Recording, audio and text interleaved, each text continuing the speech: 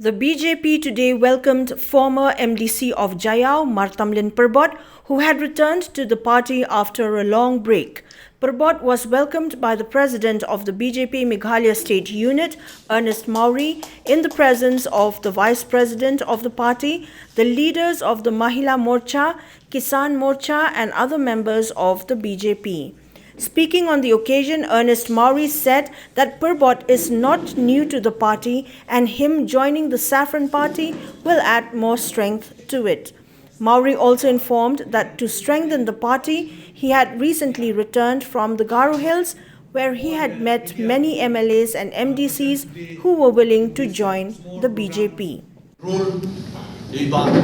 Martamlin Pyrbot, Banaduk Muntakasni, Indai Uhat Bapura Jongka Parti Bharatiya Janata Parti Meghalaya Pradesh Kebagi Ongka BJP Te Nagaliang kejongi kung ke parti Ngatrai PI hidang kini sni Imladep Kalawan Bantur Sport Garo Hills Hakbahang Thiru Iladon ki ex-MLA Ki join ya ke parti Bat kidon rusipun ki aspiran kandidat Kita di iron akan election ke ladep akan election ahajar katpra.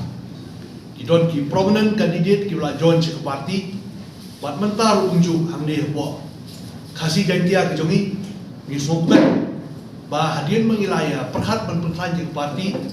Ngilayo abiang parti ba Martamlin Pyrbot. Ibala join biang sia ke parti ke jongi. Addressing the gathering, Martamlin Pyrbot informed that he had been a founding member of the party in the state and had also contested the elections from the Saffron Party. On whether he would be contesting the Legislative Assembly elections of 2023, Pyrbot left that to the decision of the party. I am not a newcomer in the party. I think I have started my political career with the party BJP.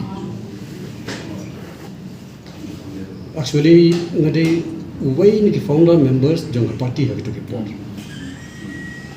Nga rong ha party ha 1992 ha por bai ba moina sing poldo. Idang long president benukong jong party ha ke state jong. Kata ngarang sujuan mutan hak ikran kan parti kesyong haga parti ke kampung hai ngan pediam